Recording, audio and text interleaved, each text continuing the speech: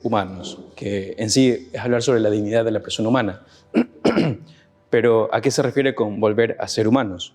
Bueno, en un primer momento debemos tener en cuenta que hay que reconocer que estamos ante una crisis de identidad. En esta crisis de identidad, pues, en este tiempo que llevo de sacerdote, es muy frecuente que después de alguna ruptura, después de alguna dificultad,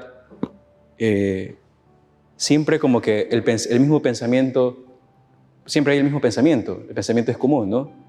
De no sé qué hacer con mi vida. Incluso por eso la crisis de identidad, ya no sé ni quién soy. Tal vez por tantos problemas que ha pasado, tal vez también porque ha experimentado la bajeza del pecado y llegan a esta crisis de identidad, ¿no? Y no solamente pasa en los jóvenes, sino también en cuanto ya como personas adultas, también llega un momento de esta crisis, ¿no? En el fondo es una crisis del ser humano que están provocadas por una mutación antropológica. La pregunta se ha venido cuestionando, valga la redundancia, desde la época antigua, ¿no? ¿Quién soy yo? Desde los griegos, los filósofos, todos se han preguntado esto, ¿quién soy yo? Y claro, de la respuesta que tú des a esta pregunta va a depender la felicidad, pero también va a depender el equilibrio personal. O sea, toda tu existencia va a girar en torno de acuerdo a la respuesta que le des a esta pregunta. ¿Quién soy yo? Porque en el fondo está el tema de la identidad. Hay una unidad intrínseca, hay un valor intrínseco en el ser humano. Eso nadie lo descarta. Pero esto parece ser algo repetitivo, pero es sumamente importante en nuestra época actual, precisamente por la crisis que estamos atravesando, una crisis moral, ¿no? Y la pregunta es también, a partir de esta identidad, ¿en dónde se fundamenta ese valor? ¿Qué repercusiones tiene? ¿Qué debería significar para la legislación de un país? ¿Y dónde está la dignidad tanto del hombre como de la mujer? Hay que tener en cuenta que la dignidad significa tener un valor en sí. Dignidad inherente, dignidad intrínseca, en fin de cuentas, en el fondo está de que todos somos una persona, el ser persona, ¿no? Entonces, a partir de de aquí, del ser persona, debemos tener en cuenta de que ser humano digno, hablamos de una dignidad. Cuando hablamos de que el ser humano es digno, debemos tener en cuenta de que es un sujeto de derechos. Entonces, a partir de aquí, podemos sacar de que no es ningún objeto, no es una cosa, no es una mercancía y no es un bien útil en el cual yo puedo manejarlo a mi manera. Cuando se produce el giro, cuando realmente se trata a la persona como todo lo contrario, como objeto, como cosa, mercancía, bien útil, la persona es instrumentalizada. Ahora bien, se le tienen que reconocer y respetar a lo largo de toda su vida, esto es, a partir desde su concepción hasta su muerte natural. Y esto es sumamente importante, esta parte última, bueno, las dos partes, tanto de la concepción como la muerte natural, ¿no? Todos ya conocemos las distintas ideologías que presentan actualmente la cultura y la sociedad. Ahora bien, tanto la ciencia como la tecnología, las instituciones y los sistemas políticos están al servicio de la persona y no al revés. Por lo tanto, para que haya leyes justas, para que realmente se respete esta dignidad, debemos tener en cuenta de que debe existir una antropología integral. Es decir, que no se considera al hombre desde una sola perspectiva, sino que se tome en cuenta tanto la perspectiva espiritual, la perspectiva biológica y otros campos también, cómo se mueve el ser humano en la sociedad a nivel personal, a nivel familiar también, pero que tenga en cuenta eso, la gran dignidad que tiene por el hecho de ser persona. ¿Esto para qué? Para conocerse, para aceptarse y aceptarse para amarse. Ok, en este ámbito, como el título lo dice, volver a ser humanos, cuando mencionamos el conocerse, está ligada a la primera pregunta que hemos hecho, ¿quién soy yo? Claro, esto también parece algo obvio, pero en el conocerse también está el ser consciente de cada uno de nuestros errores. O sea, a veces no admitimos de que yo haya hecho esto o tal cosa, ¿no? Por eso, conocerse, pero aceptarse. Entonces, lo primero, lo que hace la confesión en sí, es eso, tú vas a reconocer. Y algunos jóvenes cuando tienen esta crisis de identidad nos dicen, bueno, padre, estoy aquí, pero realmente me da vergüenza, ¿no? Porque me cuesta reconocer en primer lugar y me cuesta aceptar que he hecho esto, ¿no? Luego, a partir de esta aceptación, uno puede llegarse a amar poco a poco. Y esto es sumamente importante porque en el Evangelio que menciona amar a los demás, tú no puedes amar a la otra persona si que realmente no te llegas a amar a ti mismo. Y hace pocos días, me parece que fue hace 2 domingos, salió el Evangelio de que el Señor nos amaba, nos llamaba a amar, como Él nos amó, ¿no? Y me pareció bastante interesante porque podemos hablar desde el vocablo griego las 3 palabras que utiliza para referirse al amor, tanto al eros, al ágape y al filia. Entonces, al eros pues es una conducta ya más posesiva, el querer poseer y estar con esta persona, ¿no? En cuanto al filia, pues es este más sentido de sí dejarse a un lado uno mismo o sea, no ser el centro de uno mismo y disfrutar de la amistad del otro, de la presencia del otro, ¿no? Hay una afinidad en cuanto al filia. Pero en cuanto al ágape, eso me implica a mí de velar por el bien de la otra persona. Es decir, que el Señor no me mandó a mí, ámense, en cuanto a referirse al eros, no nos mandó a decir tengan eros entre ustedes o tengan filia entre ustedes, ¿no? Porque entre los apóstoles pues no se llevaban bien unos que otros, ¿no? Pero todos, sin embargo, seguían a Jesús. Uno tenía una riña con otro, pero no estaban llamados a hacerse amigos de todos entre ellos mismos. No estaban llamados a eso. Lo que sí le dice es, tengan ágape entre ustedes. Busquen el bien, deseen el bien con la otra persona. Así hay un mal de por medio. Desear el bien posible a esta otra persona. Entonces, el conocerse para aceptarse y aceptarse para amarse es de gran importancia. En primer lugar, reconocerse. O sea, este es el problema, porque dentro de esta crisis de identidad, claro, en el preguntarte de quién soy yo, pues muy difícil logras como que aceptarte de que tú has cometido este error, ¿no? Entonces es sumamente importante esto de aquí, conocerse para aceptarse y aceptarse para amarse. Ahora bien, esta crisis de identidad, la crisis del ser humano provocada por esta mutación antropológica, debemos tener en cuenta que es porque se ha faltado a estas dimensiones del ser humano, tanto la física, la espiritual y la intelectual. Y es precisamente estas 3 dimensiones las que forman nuestra esencia. Son precisamente estas 3 dimensiones a lo que nos hace ser lo que realmente somos, nos humanizan.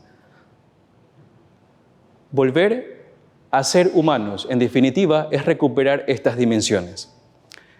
En cuanto a la dimensión física, nos han hecho creer que no hay una biología, que no hay una naturaleza, de que hombre y mujer no nacen, sino que se hacen.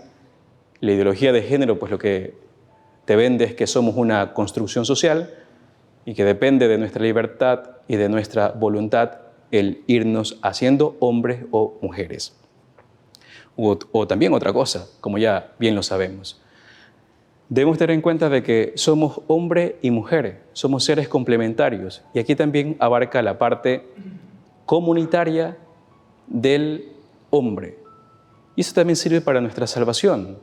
Si hablamos ya en este ámbito de nuestra salvación, debemos tener en cuenta de que muchos piensan de que se salvan solitos. Y es verdad, nosotros nos salvamos solos, pero nuestra salvación no es aislada.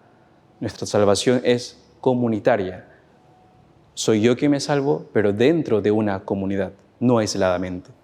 Porque es en el seno de la iglesia donde se te dan todos los sacramentos. Es en el seno de la iglesia donde como madre y maestra te nutre, te hace hijo de Dios y te da todos los medios necesarios para que puedas llegar al fin de todo hombre, que como ya el mismo Jesús lo decía, que es que lleguen al conocimiento de la verdad y se salven. Entonces nuestra salvación es personal, pero no es aislada, es en el seno de una comunidad que es la iglesia. Esta dimensión física está desde las mismas células y también desde la psicología. Entonces aquí no es que necesitamos explicar mucho, bien lo sabemos, ¿no? En cuanto a la dimensión intelectual, no vivir solo desde las pasiones y sentimientos. Esto es lo que decíamos ahora, ¿no? A partir de una vida totalmente entregada a los placeres, y lo va a decir más adelante, si perdemos la racionalidad, nos movemos por los impulsos y por los deseos y eso nos deshumanizamos. Así nos vamos deshumanizando, porque el hombre no está solo para vivir de pasiones, para vivir de sus antojos, porque si realmente se entrega solo a eso, pues va a volver el cuerpo caprichoso, porque simplemente se va a manejar en un ámbito meramente sensitivo. Y si hablamos en ese ámbito, rebajamos al hombre a un estado como un animalito, porque el animalito se mueve por el impulso, por el deseo y nada más. Entonces un sacerdote comentaba de que le llegó una persona con unos pecados tremendos y le hizo caer en la cuenta, ¿no? ¿Quién hace eso? ¿Quién llega a hacer eso? Una persona en pleno conocimiento llega a hacer eso, que tenga los sentidos bien puestos, que sepa quién es, que sepa, que tenga clara cuál es su identidad, ¿llega a hacer esto? Y el sacerdote le hizo ver, no, eso lo hace un animal, aquel que está entregado solo a sus pasiones, solo a lo que le apetece, no otra cosa. Dar riendas a los impulsos, de manera particular el de la sexualidad, y esto es una forma también de esclavitud. Por más que querramos ser libres, si tu vida está entregada pues, a los placeres, pues estás siendo esclavo de aquello. Una libertad sin límites es una forma de esclavitud, y en el nombre de la libertad acabo perdiéndola. Y esto es interesante en el ámbito ya de la conciencia, porque aquella persona que quiere salir del pecado, aquella persona que quiere salir propiamente de su vicio, debe tener en cuenta de que sí exige propiamente la fuerza de voluntad, pero no solamente basta eso. Necesitamos la ayuda de la gracia, porque la mente recuerda aquello que le dio más placer. Entonces siempre va a estar ahí la tentación de querer volver a. Esto me dio más placer y la mente, por supuesto, lo va a desear aún mucho más, ¿no? Y así se maneja el tema del vicio, en primer lugar, y luego que se convierte en una adicción.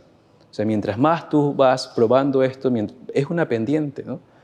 Y mientras más tú experimentas placer, los psicólogos mencionan que la pendiente del bajoneo, de la falta de sentido de tu existencia, del sentirse solo propiamente, también es mucho más fuerte. A más placer, también más esta pérdida de sentido. Entonces, necesitamos de la ayuda, necesitamos de la fuerza de la voluntad, pero necesitamos de la ayuda de la gracia, ¿no? También vamos a esta dimensión espiritual. Dios ha quedado guardado, anticuado, ya es algo anticuado, ya es algo viejo, y en cuanto a la religión, pues es algo propio del pasado. Hoy en día no necesitamos de aquello para que me venga a mí a aportar a mi identidad. No necesito de la religión. Dostoyevsky menciona que si Dios no existe, todo está permitido. Y no recuerdo si es que les conté a ustedes la anécdota que tiene Pascal de vivir como si Dios existiera. ¿No les conté a ustedes? No. No, creo que sí, pero no sé. Pues está bien. Menciona Pascal de que, claro, el hombre por naturaleza sí puede obrar bien o mal, pero si no existiera la religión católica como tal, si no existiera la revelación como tal, el hombre tiene este sentido natural, la razón natural, por el cual puede llegar al conocimiento de Dios, a la existencia de Dios. Entonces todos podemos llegar a la existencia de Dios por tantas vías que se nos da. Pero llegamos a eso, a la existencia. Dios existe. Ahora bien, mencionaba también de que es quien al final de nuestras vidas vamos a ser juzgados por Él. Ok, pero si tú llevas una vida entregada a los placeres, una vida en definitiva de pecado, realmente existe un premio y un castigo. O sea, todos, en fin de cuentas, nos movemos por ese deseo de querer de que se me retribuya a mí aquello que yo doy, ¿no? Que el enfoque es de otra manera, eso es algo distinto, pero siempre esperamos una recompensa. Entonces Pascal decía, ¿qué es lo que más conviene? ¿Vivir como si Dios existiera o vivir como si Dios no existiera? Entonces él reflexionaba, okay, ¿qué pasa si que realmente ya te mueres y tienes que rendirle cuentas? Okay, si has vivido una vida desordenada y si Dios sí existe, ¿cuál va a ser tu actitud? O sea, ¿cuál va a ser tu paga? Entonces, si no existe, pues ya, no pasa nada. Pero si llega a existir, ¿qué es lo que va a pasar? Entonces sacaba la conclusión de que es mejor vivir como si Dios existiera. Pero atención, Dios en sentido general. Y hoy día, en el Evangelio que mencionaba la primera lectura de Pablo en el Areópago, en este Dios desconocido, se sirve de eso precisamente para evangelizar. Pero es interesante la pedagogía que utiliza San Pablo, porque empieza mencionando por el Dios que hizo el cielo y la tierra, el Dios creador. Entonces, eso es forma general, ¿no? Todos, por la razón humana, la existencia de Dios. Dios es creador. Existe un ser superior que hizo todo lo que me rodea. Pero saber qué es lo que quiere este Dios, eso me lo da solo la revelación. ¿Qué es lo que me pide este Dios? Me lo da la revelación. Entonces, Pablo menciona aquí, va pedagógicamente relatando cómo es este Dios y al final habla de la resurrección de los muertos. Entonces, cuando toca este punto le dicen, ¿sabes qué? De eso te escuchamos después. Podemos hablar de un fracaso de la evangelización de Pablo.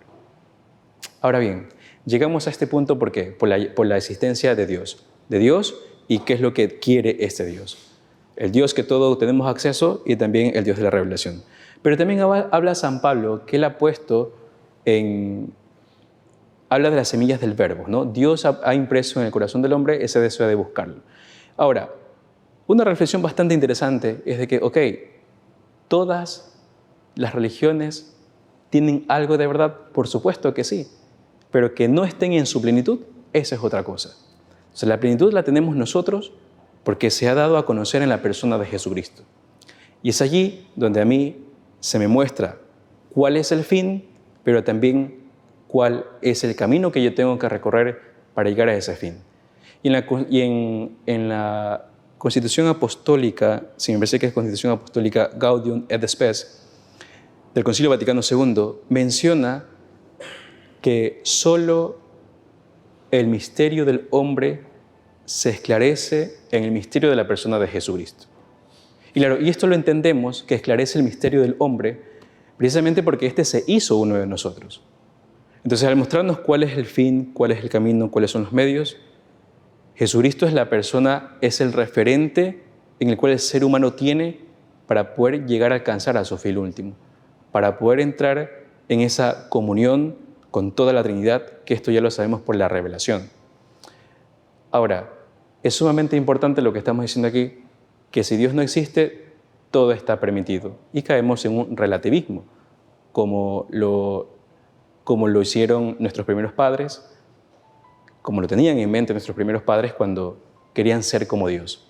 Ellos mismos querían darse las reglas, ellos mismos querían darse sus órdenes y no hacer caso a este Dios que lo tenían mirando cara a cara en el paraíso.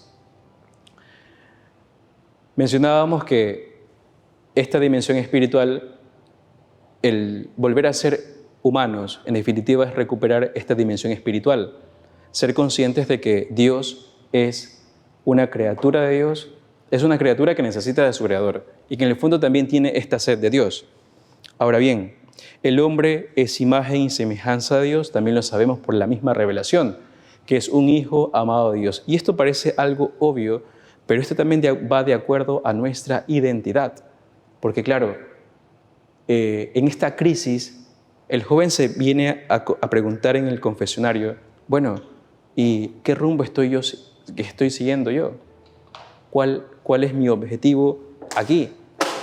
Y han venido personas también que mencionan, yo necesito un afecto, necesito sentirme amado, necesito sentirme amada. Pero claro, si tú dejas a Dios a un lado y no tienes esa certeza de que eres una persona amada de Dios, realmente tu espiritualidad está por los suelos, porque, claro, es esto a partir de tu identidad, a partir de la respuesta que tú le des a esta pregunta de ¿quién soy yo? Pues vas a manejar todo tu ser y toda tu existencia. Por eso mencionábamos al inicio que necesitamos una antropología integral, que se considera el hombre en todas sus dimensiones, tanto intelectual, tanto espiritual, pero también en cuanto a la relación del otro, ¿no? En la relación con Dios, en la relación consigo mismo, en la relación con los demás. Necesitamos esa antropología integral. En toda la creación, el hombre tiene esa condición de haber recibido esa imagen divina que le convierte en interlocutor con Dios. Capax Dei. Solo el hombre es capaz de Dios, precisamente por esto que se le ha dado, que es el alma racional. Volver a ser humanos, en definitiva, es volver a abrirnos a la amplitud de la razón, a la amplitud del amor, a la infinitud de la trascendencia. Entonces, nuestra sociedad y nuestra cultura actual lo que hace precisamente es eso, negar estas dimensiones, o quizás no la niegue en su totalidad, pero le cambia totalmente el sentido. No lo toma en consideración en cuanto a su integridad y en cuanto a su plenitud. A la amplitud del amor, abrirse a la amplitud de la razón y a la infinitud de la trascendencia. Ahora bien, es importante tener éxito en la vida, pero también hay que tener éxito en la muerte. O sea, ¿en qué sentido? En que debemos tener y llevar una vida coherente. Pero esta vida coherente la vamos a tener solo si tienes claro cuál es tu identidad. Solo si tienes claro y respondes a la pregunta, la de todos los tiempos, ¿quién soy yo? Y no se trata de tener una vida llena de años, sino unos años llenos y plenos de vida. Pero es a partir de aquí, de preguntarse de quién soy yo. Solamente así podemos volver a ser humanos. Bien, hasta aquí, ¿alguien quiere aportar algo? Volver a ser humanos es volver a recuperar estas dimensiones, la física, la espiritual y la intelectual. También es sumamente interesante porque hay algunos, no todos, algunos sí quieren tener su familia, el sentido de la protección, de la verdadera masculinidad, de la verdadera paternidad, pero otros no. Otros lo ven como una opresión. Otros ven en un hijo como que si aquel que te va a dañar todos tus planes, ¿no? El tema de hoy en día está de moda el de salir y de viajar por todo el mundo, ¿no? Y tener un hijo en medio de tus planes, pues es un fastidio, es un estorbo, ¿no? No te permite ser libre, en definitiva, ¿no? Lo consideran como una forma de esclavitud. Pero es a partir de aquí, de la entrega del otro, bueno, aquí ya nos metemos en el Evangelio, necesariamente tenemos que meternos en el Evangelio. Solamente en donándote al otro vas a experimentar también esa felicidad, porque eso es lo que experimenta el hombre. El hombre no está hecho para estar encerrado en sí mismo. El hombre está hecho para darse al otro. Por eso el hombre y la mujer en el matrimonio son complementarios. Es todo un proyecto de vida.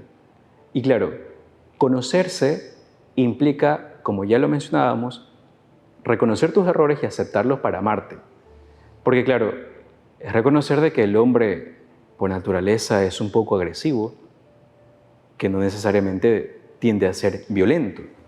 Si ya lo encauzas por otro lado, pues sí, puedes llegar a una violencia. Pero que el hombre necesita esa fuerza, el hombre necesita esos deportes extremos, está lleno de ese impulso por de competitividad, de ir más allá, pero en cambio la mujer no. Entonces, todas esas diferencias que le hacen ser hombre al hombre y mujer a mujer, pues son complementarios, ¿no? Y a partir de esta dimensión del conocerse, a mí me permite pues actuar como yo, lo que soy yo. Pero aquí hay que tener en cuenta este punto de que debemos de ordenar nuestra vida. Porque simplemente si nos quedamos en así soy yo por naturaleza, pues puedes hacer tantas barbaridades, ¿no? Pero no, el punto está en que tienes esa capacidad de ordenar toda tu vida y de todas tus pasiones también. ¿Alguna otra cosa? Puede ser el boom, pero la realidad y la experiencia muestra que incluso hasta en el hecho de la muerte, por más que no haya acudido a Dios, siempre va a estar ahí latente la pregunta, ¿no? Porque siempre en el hombre va a estar ese deseo de Dios. Incluso en el hecho de su muerte, se puede preguntar de Dios. Entonces, así, un ateísmo radical como tal, o sea, no niega a Dios, no niega su existencia, pero niega de que éste puede influir en su vida. Entonces, Dios está ahí, pero no tiene ninguna referencia para mí. O que existe, ok, pero ahí está, y punto, ¿no? Y esto también tiene sus raíces filosóficas, pero al fin y al cabo eso también es lo que mencionaba Kant. Dios es una idea en el mundo de las ideas, está allá, pero yo no puedo alcanzar ese mundo, simplemente está allá. Pero es eso en definitiva, que en el hecho de su muerte se tendrá que preguntar por un ser divino, y ese es Dios. Esta corriente que se llama la nueva era, me imagino que ha afectado o ha sido parte fundamental en que nos deshumanicemos nosotros como personas. ¿Eso ha afectado? En definitiva sí afectan. Y afectan y confunden. Aquel que no tiene una doctrina clara, aquel que no tiene su fe, no puede dar razones de su fe, el por qué cree en esto o lo otro, pues fácilmente se deja envolver, se deja enganchar. Y al no tener clara su doctrina, pues van predicando de que no me hace ningún mal, yo voy a esto, practico esto, pero también voy y me confieso y voy a misa y comulgo, ¿no? Pero hay también una confusión, ¿sí? Distorsiona la verdad. O sea, el punto está de que en todas estas nuevas corrientes de la nueva era, estas meditaciones, no se dirigen, o sea, se dirigen a la nada, no se dirigen a un ser concreto como tal, como lo tenemos nosotros, que tenemos de referencia a la persona de Jesucristo, ¿no? Como ya lo mencionaba esta Constitución, solo el misterio del hombre se esclarece en el misterio encarnado, en la persona de Jesucristo. Y es interesante los términos que utiliza. Persona encarnada, o sea, Jesús hecho uno de nosotros. O sea, el Verbo, el Hijo de Dios, asumió nuestra naturaleza. O sea, eso ya... Y de ahí parte toda la teología, en cuanto a la teología del cuerpo que han venido viendo también con Álvarez, Arturo Álvarez. Y precisamente es eso. Dios, al hacerse hombre, al asumir nuestra naturaleza humana, nuestra parte corporal, pues no todo está perdido, ¿no? O sea, Él vino a redimirnos, pero también la teología, también Dios, al encarnarse, tiene que decirme algo sobre el cuerpo. Por lo tanto, esta visión de que el cuerpo es malo, de que el cuerpo es la cárcel del alma, de que el cuerpo, pues, te lleva en definitiva a la destrucción, eso es totalmente erróneo, ¿no? O sea, a partir de esta encarnación, o sea, Dios tiene, la teología como tal, tiene que decirme algo al cuerpo. Y eso ya lo ha reflexionado San Juan Pablo II, que es la teología del cuerpo, ¿no? Eso. ¿Algo más? Ahí estaba, no yo veía ese cuerpo humano que hubo. Entonces nosotros somos un alma y un cuerpo. Y así me confundo, la verdad es que cuando converso con los bebés, me preguntan, pues, ¿y qué es el espíritu? Es lo mismo que el alma. Entonces, yo tengo estas conversaciones así, me caen todo lo que voy a preguntar. Entonces, el espíritu no es que es un alma, sino como que tiene que ver más con la espiritualidad, que es una búsqueda o una relación. No, esa parte quisiera... O sea, el alma... Debemos tener en cuenta que existe alma vegetal, alma animal y alma racional. Por eso que cuando los perritos mueren, todo se queda aquí, porque tiene un alma, es eso, alma meramente sensitiva. O sea, solamente el alma racional es capaz de trascendencia, es capaz de Dios. Pero a esta alma racional podríamos decirle que se le añade el espíritu, que es ese que le hace ser capaz de Dios. Entonces, el alma es el que te da vida al cuerpo, pero el espíritu es el que propiamente te hace ese ser capaz de Dios, ese ser capaz de trascendencia junto con el alma. No sé si me hice entender.